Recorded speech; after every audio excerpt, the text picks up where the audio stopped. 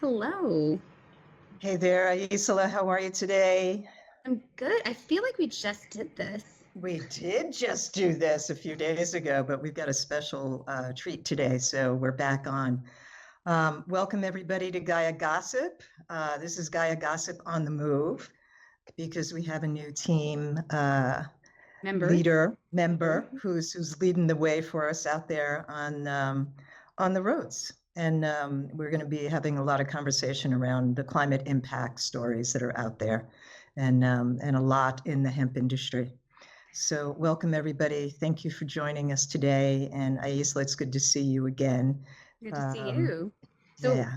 we were gonna gossip a little about Maren before we invite her on. So we sent an email last week talking a little bit about Maren and who she's been in a very limited fashion to her Many Voices community and to each of us. And before we bring her in for you guys all to meet her, we just wanted to give you a chance to hear a little bit about what we appreciate about her and why we're so excited to have her be part of this team. Yeah, so Maren and I met, I can't remember how many years ago now. She reached out while she was actually, it just so happens I have it here. She was in the process of writing her book, H is for Hemp, and getting stories from all over the planet. Maren will be able to tell you a little bit more about that a little later. She pretty much spent 4 years living out of a car, traveling all over the place and getting the stories. And so she reached out to me and said, I understand you're doing some hemp work. I wanted to talk to Indigenous peoples, and what are you doing? And so that was our first conversation. And I have to say, we delved in, I don't know, we probably spent 3 hours on the Zoom call, that first exchange. And we just knew there was something about our connection. We knew that we were going to be spending some time together and getting to know each other and being supportive of each other. And she has done that for us. And she's supporting the industry just across the board, between her stories as a digital storyteller, that impact climate activist that she is, and how she weaves it into all of the hemp industry. She's done a beautiful job of it. So I'm very excited that she's decided to join in our team.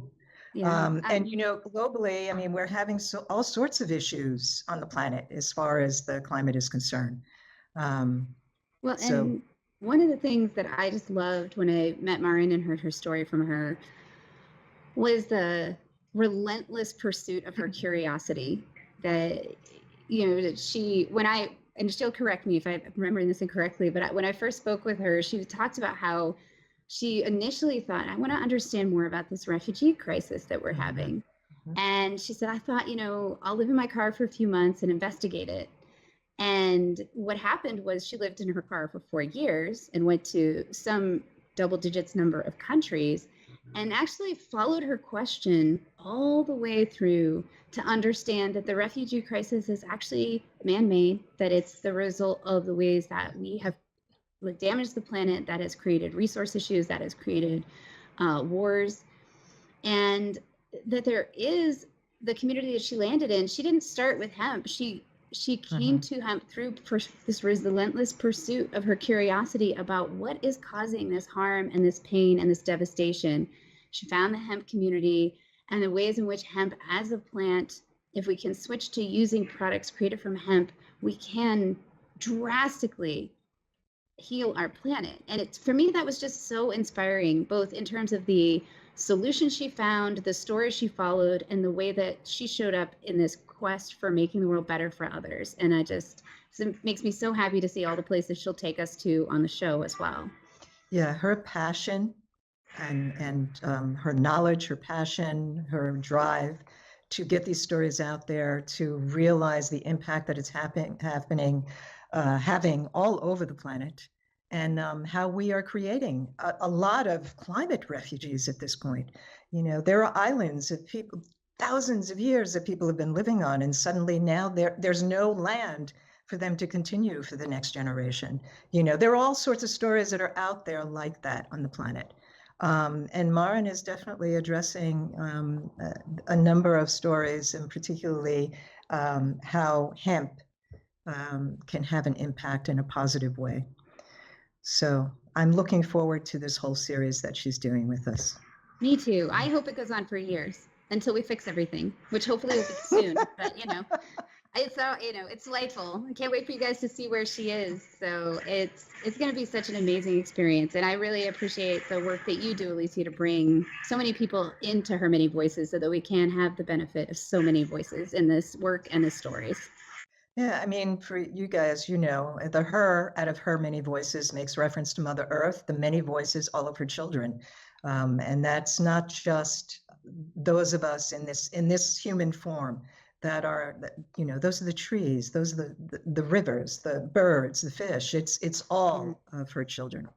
And so being able to work with the talent that we get, I mean, I have a tremendous amount of gratitude for my entire team and the outreach that we have in community. And Maren is certainly a part of that, that's for sure. Yeah. Maybe we should stop talking about her and start talking to her. I don't know if this is a good time, or do you have more things you want to say about her? I mean, I think we could go on the whole time and talk about her and probably come up with some really great stuff, but we could, and I can tell you some stories too. But instead, we'll just wait and embarrass her when she's in front of you all. So let's bring Maren in now. Maren. I know you can hear us talking about you. That feels like the train just left with an open door and me running along trying to get on. That's a great visual. Yeah. So good to see you. On board, welcome on board. Well, thank you. Finally, I made it into the open door. So happy. And thank you for actually resuming or resuming how we all met. This is so special.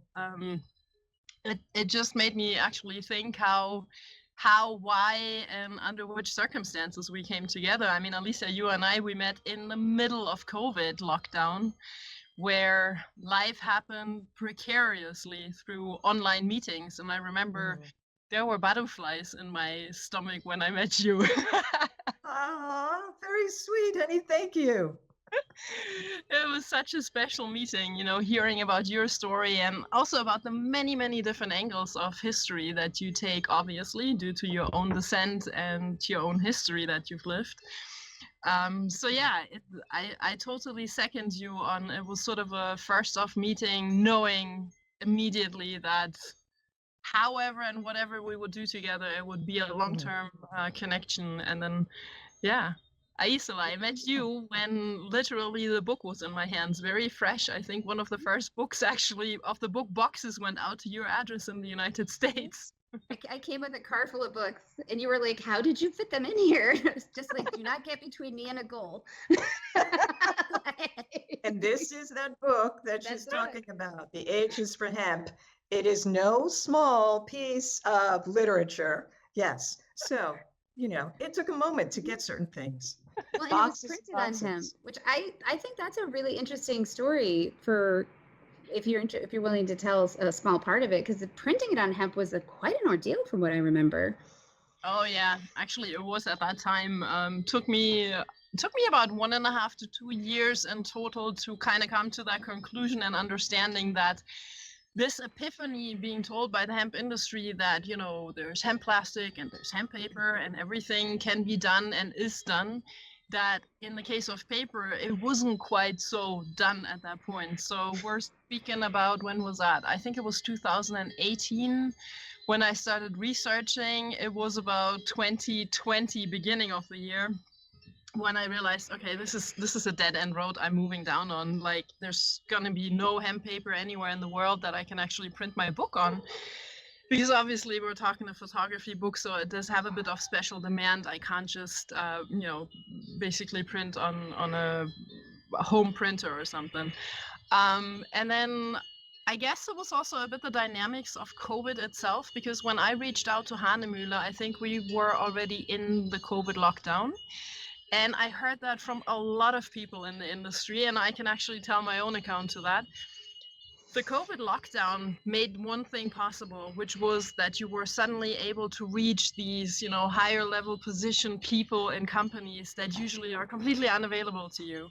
And I remember reaching out to the CEO of Hanemühle on LinkedIn, and I got an answer within 11 minutes to my And tell us who Hanemühle is, just so. Hanemühle is the German paper manufacturer who ended up actually developing that special tree-free hemp paper for the book with me. Of course, the book was the initial cause why we started looking into making a book paper together, because Hanemühle does fine art papers for primarily artists and photographers. So that's a whole different world of paper. And I thought it was amazing that they stepped up and actually looked into doing a book paper with me. And it took us about 2 years in total to get it down to the point where we were able to really, print the final edition of books. And yes, it came with a bunch of problems. So we lost a couple of books during printing because we realized that there were a couple of things that we hadn't addressed. But nonetheless, there were 700 books, and guess what? They're all gone now. So it's good we're starting this new format of the podcast, because in order to continue telling the stories, I will now have to basically use different media, because the book is, there's a couple more book copies coming back from the United States, and then we're basically down to zero. I have to say, I am thrilled to be the book mule, for the last few of the books that are left, because we did have a handful left in the States. And so I picked them up, and they will be delivered to Germany in a few days. I'm going to be there for a gathering. So anybody watching this, please give a big hand to Alicia, because she used to be 10 centimeters taller. Was hauling back all these book boxes for me. I have been training for this moment. Yes, I've been training for this moment. Yeah. It's actually quite a heavy book. I mean, each book I think weighs about 1 kilo and 10 or something. Yep. And I do remember actually the the printer telling me, like, couldn't you make one with like 24 pages instead of 624? And I was like, why do you say that? And he's like, because I'm the one having to carry this really heavy book from one trade fair to the next. After 2.5 years doing that myself, literally throughout the world in backpacks, I so know what he meant. Well, I will say H's for Hemp is worth it. It's worth the lift. So thank you. Reach out to Maren, and who knows, maybe somewhere along the way, someone will find an extra book somewhere in a box. I have one, but I'm not giving it away. I know. I have mine too, and that's not going to me. Yeah. Hold on to it. It's an investment in the future. It is an investment in the future. Yes. We're doing a lot of investments in the hemp future for Her Many Voices. Maren, we're hearing little bells in the background occasionally. What about your business up here? Can we see where you are at the moment? Can you? All right, you're challenging me. I'm gonna have to do slow-mo so I don't disconnect any of my cables of mobile setup, because let me tell our audience first. So I am in my, so to speak, home by heart, which is in Austria on a mountain. I am living completely off-grid here. I am on 1,800 meters. Which is the classic Alp environment. And since we have summer, I have cows surrounding me at the very moment. And that's the jingle bells you're hearing.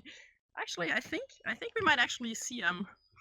So Yes. are Oh, you seeing them down wow. there? That's, Like yeah, down here? yeah, we do see Yeah. them. And we see a lot of beauty there. That's a beautiful, And this is ah, actually my solar setup right there. So ah, this is why I'm running on energy, or not so much me, but my computer. okay.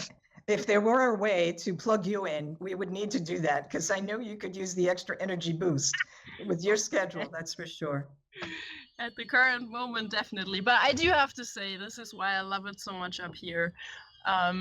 You know, I have my setup now where I can fully and almost normally work, but it's just I am confined to sit on my balcony in the open door, whether it's 10 degrees or whether it is 40 degrees.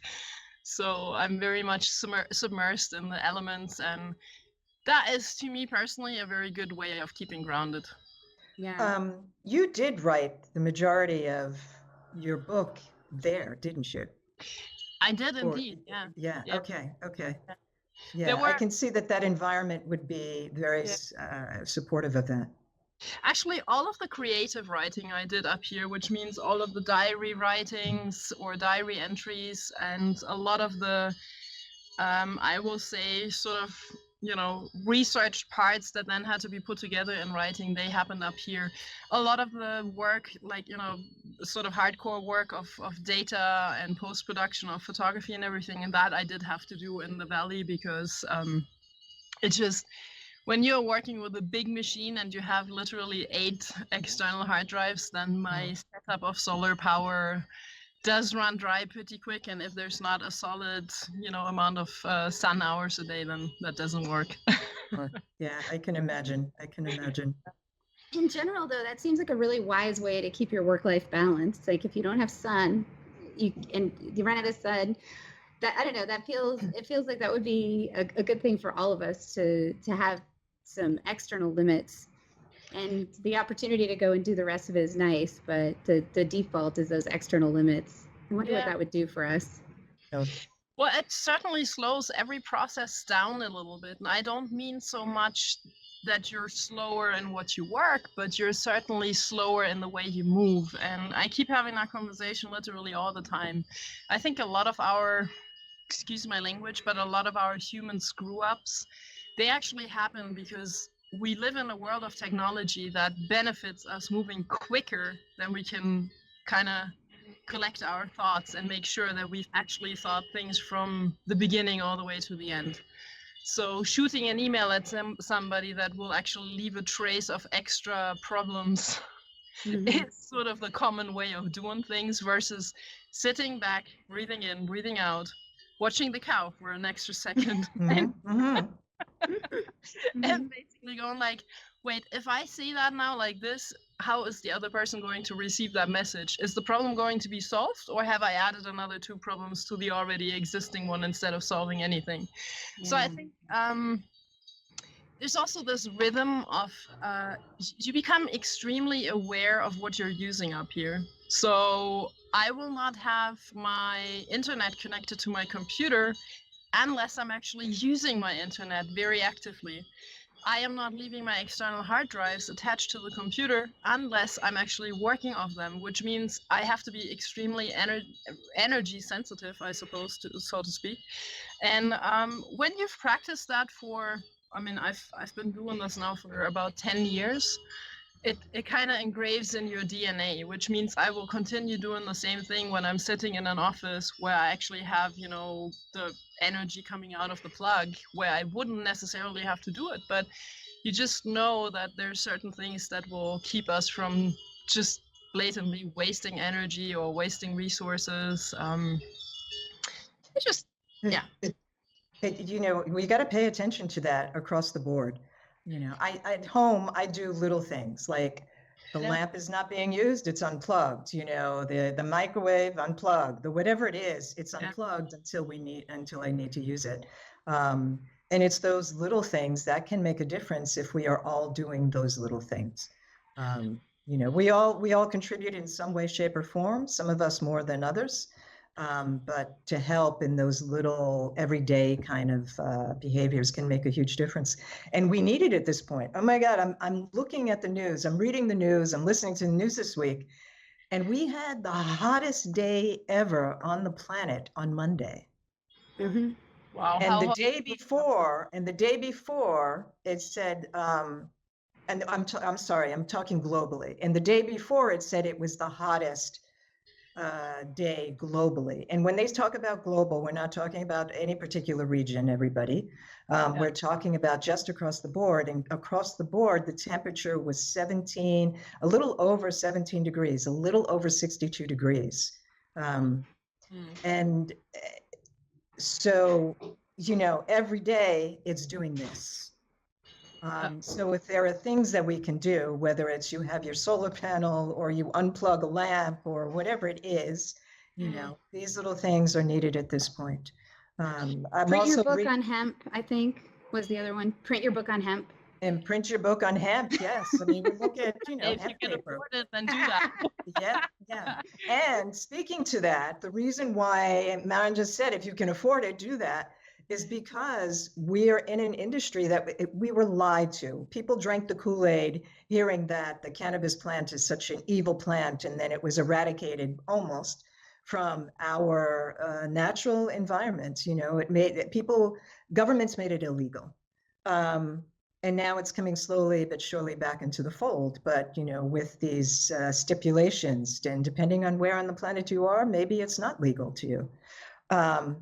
But this plant can do so much for us. And it definitely, when it comes to issues around carbon sequestration, those kind of things, look to hemp even more so than looking to those trees that some of them take 150 years to grow. And how much water do they consume daily? And there are all sorts of things that we need to look at. And I think hemp is, well, I'm converted, so I believe that hemp is the way to go in a lot of ways on the planet, including, Maren, we had time with the gentleman who founded Plasma for People.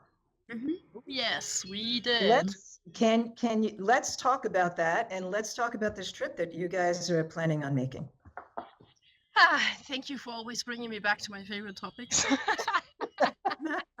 In fact, I literally just finished writing a blog post for next month with Pure Hemp. Sorry, I'm facing some sort of cross-pollination advertisement here, but I do a climate impact blog for Pure Hemp, which is a hemp rolling paper company. And I just finished that blog on Plasma for People because I think this is such a poster child at the moment. You know, we have, I mean, the hemp industry has literally been talking about CBD and, let's say, health-related benefits from hemp that you're officially not allowed to talk about, because if you address that hemp could be, you know, health beneficial, then you're already in that legal gray zone of what you're allowed to say or not. And I thought what they did is such an amazing discovery. So basically, Plasma for People is a team of, it's actually a team of several people, but there's a founder, a co-founder, and then the medical director who Alicia and I have met personally and were closely connected to, or let's say I am closely connected to. And so Mirek is the founder of Plasma for People, and this is a pretty stunning guy who came up with this idea that you could just replace the albumin, which is the core part of blood plasma. It's a protein that you can actually replace that albumin with edestyne, and edestyne is a hemp-derived protein that is doing almost the exact same thing. It can be the filler in blood plasma, which brings the volume to the plasma, but it's also the protein that basically carries this entire process. Now, for everyone who's kind of going like, okay, now why do you need to replace blood plasma with a plant-derived blood plasma? There's actually a lot of issues with blood plasma. So first one is that blood plasma can only be won from actually taking blood from people, extracting the plasma, and then putting it into a what do you call a blood bank, or yeah. blood bank for how do you say, transfusion? Transfusions. Yeah. Mhm. And the thing with that is that obviously, blood from people can always contain bacteria, viruses. It can contain any sort of illness that will be passed on with the transfusion. There's a autoimmune reaction that real blood plasma can cause, which is actually quite common. So a lot of the difficulties that you encounter when you need a plasma transfusion is that your own body doesn't really accept it because it's someone else's, and it comes with a sort of different DNA. And granted, this is not the medical way to explain it. But you don't have that issue when you're using the plant-derived one. Also, with the plant-derived plasma, number one, it is cheaper to produce because we're still talking about hemp. Hemp is an agricultural plant. It can be grown all over Europe. It can be grown literally all over the world. We know that. It grows from Iceland all the way down to Africa and to Latin America. So it is a very, very adaptable and resilient plant. And the plasma is made from the nuts or seeds, however you want to call it. And so it's this double take on, when we're talking hemp food, we're now also having the same seed for something that could actually become a real huge game changer for our global, let's say our world, because the global south at this moment is mostly cut out from blood plasma supply, because the cooling chain and Alicia, yeah. I was just going to say, and the fact that you don't have to have this in a refrigerator makes a huge difference. And my understanding, correct me if I'm wrong on this, but I think the plasma for people, that plasma is like a 98% match to what it is that we are actually doing if we are using plasma itself. I think that's the extent of how they have moved forward with their product. Since I've just literally written that article this afternoon, I think the 97.9% refers to the protein level. Mm-hmm. And I think that's literally the only thing that really counts. But it is literally, to the body, it is easier to intake or uptake the plant-derived plasma because it doesn't come with this autoimmune issue. We always have that when we have human plasma, because if it's not from your body and not all of the components are exactly the same, then it could actually cause issues. Yeah. But one of the other things, and you mentioned that now, Alicia, is the cooling chain. And the cooling chain, I think, that was one of the things that really drew my attention, because we're back to energy, we're back to this idea of off-grid.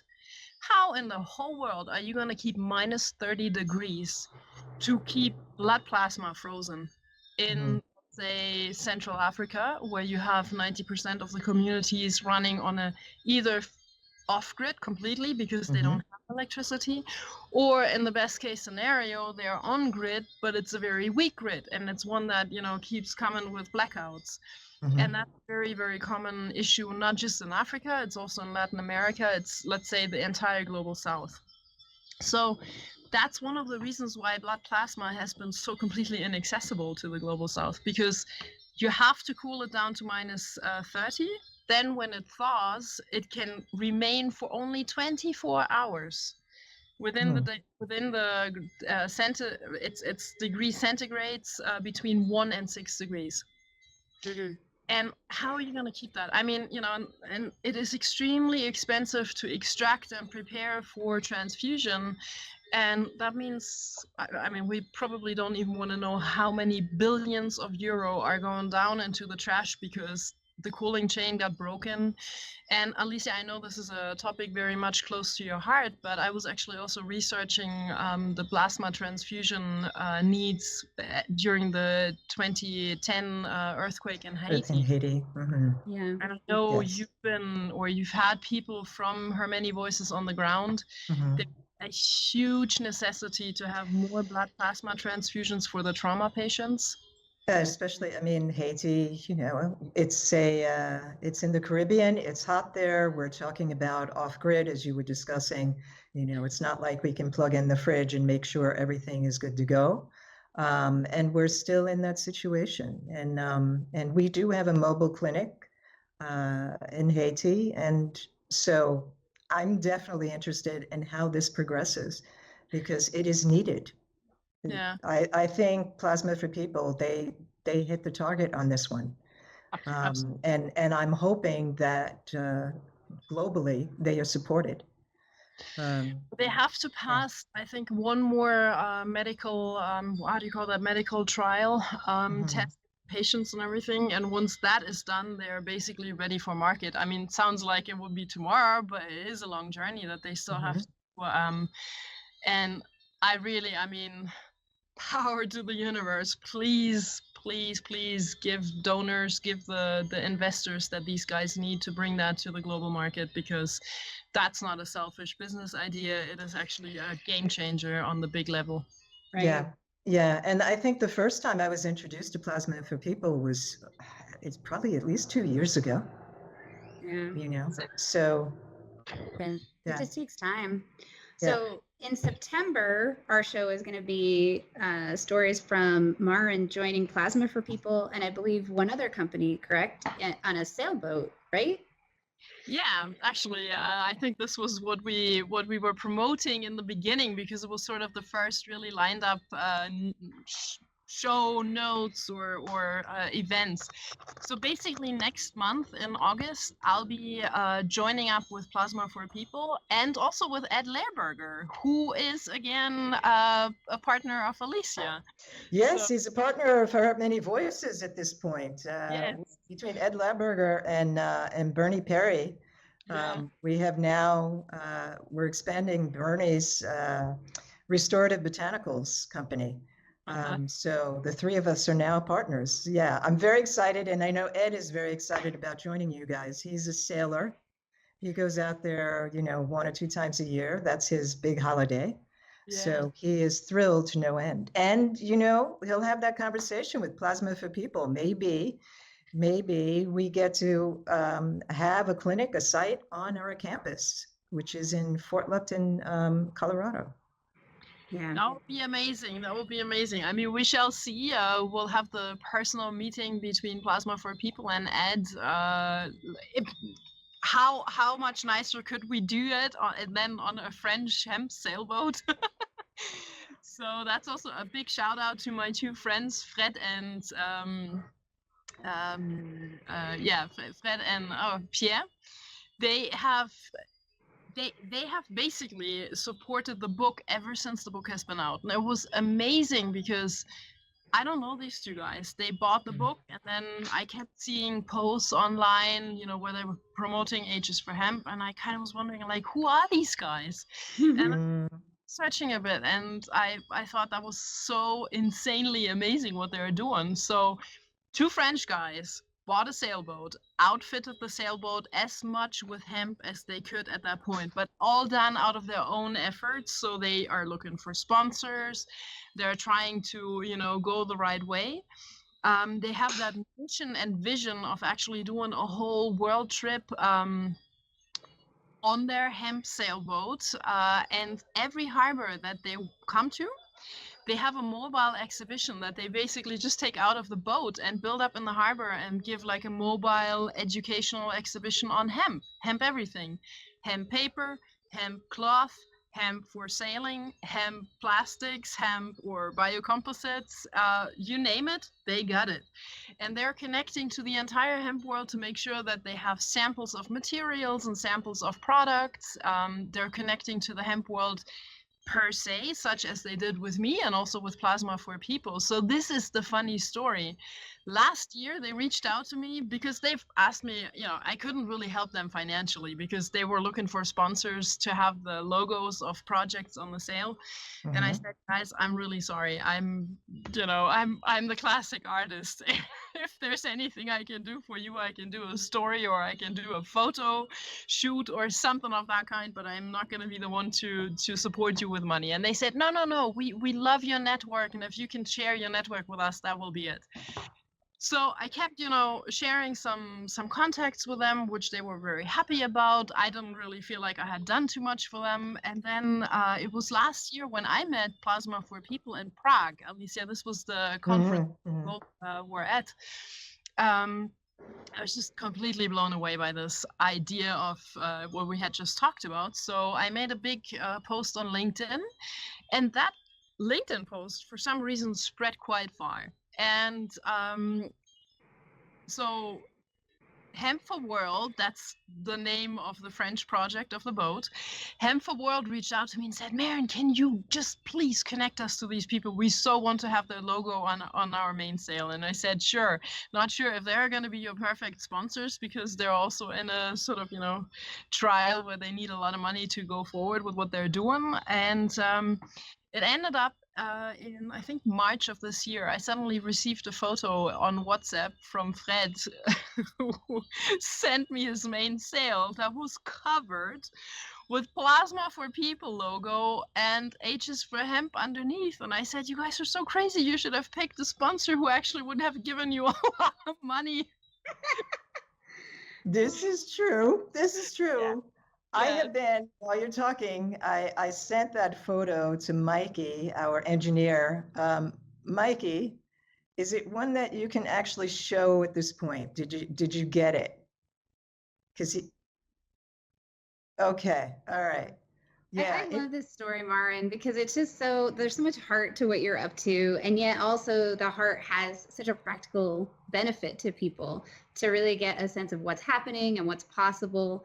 These are the things that are so inspiring. So I appreciate that. And I love that they are like, well, no, we're just going to put you on there.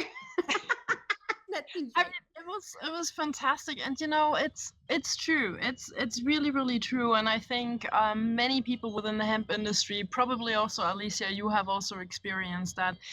There's a very amazing dynamic that is very unique to the hemp space, which oftentimes comes driven from the heart, where you kind of say like, oh, you dreamers, what are you doing? What's all this? Like, that doesn't have any business sense. But then at the same time, you make a post, you are connected to people. And what I realize is the space of hemp worldwide is so small still that most of the time you know all of the players pretty soon. Like, we come together at the industry events, we meet at the conferences, you become family pretty immediately, because if you're stupid enough to invest into that plan, you're family. Yes. Oh, okay. Mikey said he's got it now, I think. Yep. Oh, fantastic. Yeah, let's have a look at the Hemp for World sailboat, because those guys really need a big shout out. So it is on the screen now, Mikey, because we can't see it. Okay. Okay. All right. So Maren, tell us about the sail itself. First of all, is that a hemp sail? I am not quite sure. I do have to investigate that when we finally meet up in person. I do know that they really try to outfit the boat as much as possible with hemp. I know they have been thinking about the whole rigging of hemp, but I also know that this is quite expensive and quite difficult to get, because it's specialty made, and usually it's ancient and historic sailboats, or let's say vessels, historic vessels for museums that are being outfitted with hemp, just because it is extremely difficult to make it. There is one rope manufacturer still left in Sweden, who actually does the hemp rigging for boats, and they basically are busy with outfitting one single sailboat. It's the what's it called, East Indiaman in Göteborg on the on the west coast of Sweden, and it's. I mean, it is hard. So we'll see. I will definitely. It's going to be our first real podcast from on the road, or at least produced on the road. I think since we are on the boat literally until a couple days before we have our next podcast episode, we'll probably set that to 1 month back so we can produce it. Because we do also want to include the visuals and some video and obviously the O-tone audios, but. Nonetheless, I think our next episode could probably be on Morocco, where I spent a couple months ago quite some time with the clans in the Reef Mountains, investigating on the entire situation of the hashish production and how hashish plants, I mean, it's still cannabis, are actually also being used for industrial purposes, such as building houses. So together with a colleague from Spain, I have produced a really, I think a really sweet reportage on the entire situation in the reef, which is a human rights story, which is about hemp legalization, cannabis legalization, but which also shows a lot of these discrepancies that we actually introduce from the global north coming into the global south and literally following our very hardcore business interests. So it was quite an interesting and very different story to what I've ever seen on the media concerning Morocco and hashish production and this entire, you know, poor communities. Yes, of course, the communities are still quite impoverished, which obviously has a lot to do with hashish growing still being sort of medium, you know, it's not 100% legal. It is accepted, but it's not legal, so it comes with a lot of setbacks. And I think the first episode from On the Road or On the Move is going to be the Morocco one. And then once we have had just a couple of weeks of time to put together our entire sailboat experience, then this will come on. Yeah, no, I'm really excited. And the other thing I want to let people know is that because Maren speaks 74 languages, and that when, or, you know, Manny, that when she goes to these different places, she'll be speaking to folks in their native tongue whenever she can. And so we're going to have the opportunity for a very diverse experience in terms of people hearing from people with different perspectives and actually in their own language. We'll have subtitles and translations. Mikey's in charge of that, and he's excited about it. And so yeah, so those of us who are limited to English or primarily fluent in English will be able to still receive what she's talking about. But I was really excited about that because it, like, when you're on the boat, you'll be talking to the French folks in French, and that way that there'll be just a little bit more of that feeling of really being in these different places and talking to people in their own perspectives and words. I mean, I don't want to detest of what you just said, but I have to backpedal a little bit on 47 languages. It's just a lot. I mean, we did some previews, and Elisa was like, "Can you do a preview in French?" She's like, "Yes." "You do a preview in Spanish?" "Yes." "You do a preview in German?" I'm like, "How many languages are we gonna roll out here?" It was fantastic. I was trying to get her to do Arabic and Turkish, but you know, those are two she's working on. Inshallah, yeah, inshallah. Well, yes. And Maren was recently named as the Secretary General of the Federation of International Hemp Organizations. And so, like, I say it in a fun way, but also it feels really special to me that they chose someone who has so much on the ground experience in all these different communities and has really done the work to be able to meet people where they are, because that's so important. Yeah, it makes a huge difference. And, you know, and that's part of the reason why we have you here, Maren, because there is something about you where you go into community and you speak to people, you go where they are. And, you know, so physically you are where they are, and there's an exchange that happens between you and someone else in that kind of environment. So we're grateful. I would say anybody who gets an opportunity to work with you, are grateful. Yeah. Well, yeah. I can only return that I'm grateful for each and every person as well as project that I've been allowed to work with within the hemp space. It's always an honor when people open the door, and I think it's maybe a part of my upbringing that my parents had taken me in a very, very early on age into different countries, different cultures, and always taught me, you be respectful. You sit back and you observe, and, you know, don't make assumptions, and don't take the word unless you're given the word. Mm-hmm. And I think that was a very, very valuable lesson, because it probably also maybe informed the way I have taken on journalism, which is also not the classic way of journalism, I would say.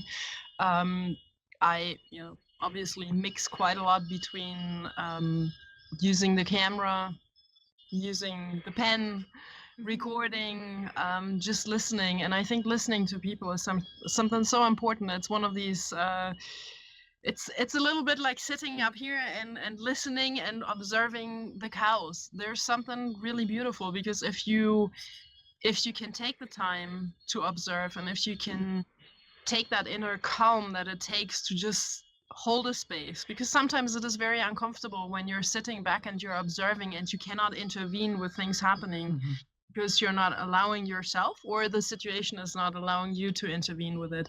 It can be beautiful. Sometimes it's absolutely wonderful, when people are creating a huge mess and you can just step back and sit back and say, this is not my issue, but I will be here to observe it. It can also be quite a blessing.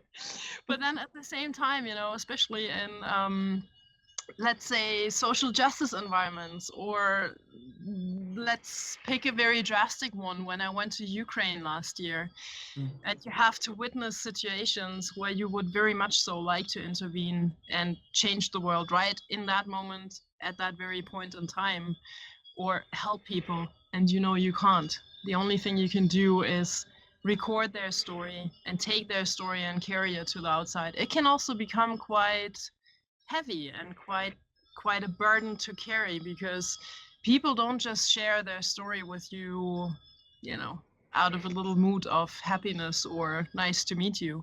Usually people do open up in the deeper sense and share a story with you because they also expect something back from you. They expect back that you take their story seriously, and that you will process the story in a way that will put amplification to whatever the matter is that they have given you or shared with you. And so I guess this is what I really burn for. And I am still pretty fresh and new in that position with FIHO. It is a very challenging and very interesting position.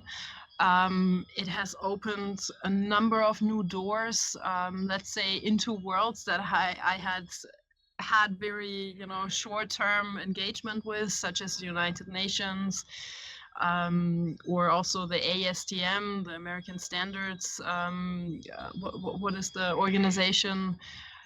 There's a lot of policy work that is completely new to me. At the same time, if it will be granted that I carry my storytelling in a way into these very policy and very rigid spaces to actually open minds and sort of connect the theory with the practical parts, that's a bit my vision. And of course, I'll learn a lot in the months to come, and I'll probably also be redirecting my own course and how I do the work and what's expected of me. So I see it as a huge learning and growing experience.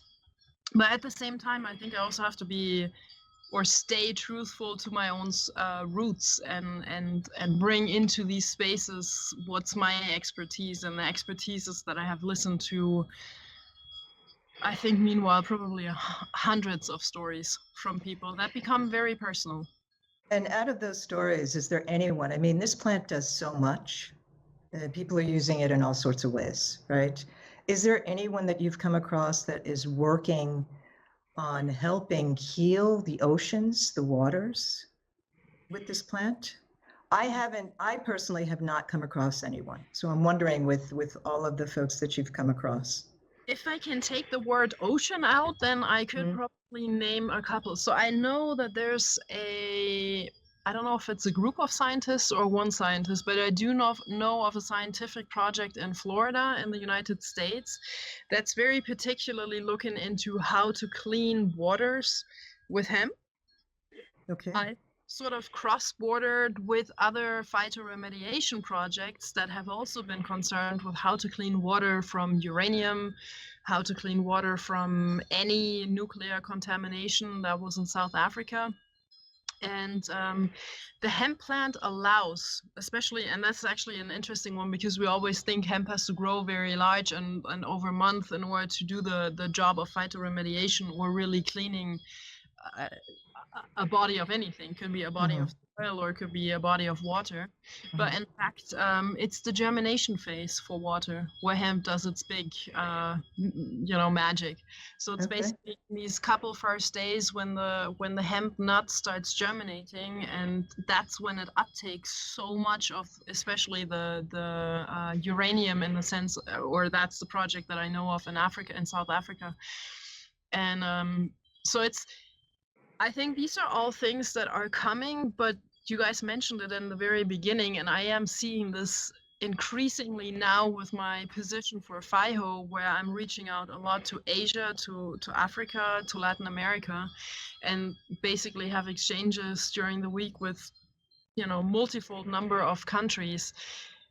Unfortunately, even hemp is not yet legalized in all of the countries of the world. Right. That's a huge drawback because there's not too many plants that can actually, do the job of remediating that many different contaminants. And and I was asking in particular about the waters because a couple of months ago we were talking about there are fish off the coast in Florida, as you were talking about what they're doing there. Fish off the coast of Florida that were just flipping. They were going in one direction. They weren't swimming. And it's a big time mystery for that particular region. And now, just a couple of days ago, there was a story released, or a number of stories released in Brazil. I think it was somewhere, I've heard 13 and I also heard 15 sharks were tested, and they tested positive for cocaine. Yep. Yeah. And so, we're looking at this going, well, why are these things happening? And it obviously is seemingly pointing to, I was frozen in time, and, Aisla and Maren thought they would just join me in that frozen in time moment. So welcome back to us. And I don't know exactly where we ended off. But the last thing that people heard was the ocean stuff, but they didn't hear that Maren's committed to having her scientists research all of these things that we bring up on Gaia Gossip, thus completing the end of our good plan, not evil plan, good plan for the betterment of everyone and the hard work of Maren. No, I mean, I think it's fantastic, just wanting to share a little behind the scenes from FIHO. We literally just this week started a working task group project, which means we have very focused working groups now on building, on textile, on soil health, bioplastics, where we're actually working with, experts and scientists to debunk all of these hemp claims that are out there, and literally dissect a lot of the LCAs that are out there, collect all the material, and really start establishing relevant material for the global level. So we are actually working and connecting to a lot of scientists, and I think, as much as it was said in a funny way, Alicia, but it's pretty baffling how you're just throwing out the big scientific questions here into this podcast. And I do hope that some of these scientists are listening and actually getting inspired, because a lot of these people are, they got the tools, but they might not have the ideas out there in what's happening in the world of what needs to be researched. So I think it's we have a wealth of topics that we can pass on through our natural curiosity. We do, and we need answers. On behalf of our underwater relatives and in air relatives and all, we need answers. We need to make changes. And so, yes, we will throw out all sorts of information and questions out there and have all sorts of topics that relate to what is going on with Mother Earth and all of her children. So, yes. Maren, thank you so much for saying yes to us and coming on board. I've got to tell everybody who's listening out there, you can't help but just laugh the entire time you're working with Maren. Yes, we thoroughly enjoy our time with her. So thank you. It's good when we can add the laughter to really deep topics that actually have very little room to laugh about. Exactly. It's really important. Yeah. The Yeah. joy is the thing that's going to keep us going to face all of this. Yeah. So thank you. And thanks everybody for listening. And thank you, Mikey, for your nimbleness and getting us back up to be able to finish out the thought and to give people an opportunity to hear the rest of what Maren had to say. Thank you to the entire team. You guys rock it. You have done so much invaluable work during these entire last years that Her Many Voices has done. It's magic and good to the world. It's fascinating how you're moving at a speed and doing it in such a humble and treading soft way. Yeah. Thanks. It's really Yeah. We're trying to walk in balance as much as possible. That's for sure. Yes. All right, everyone. Stay Happy tuned. morning, happy weekend. Yes, happy Next weekend. month, Stay join us tuned. again for the story from Morocco.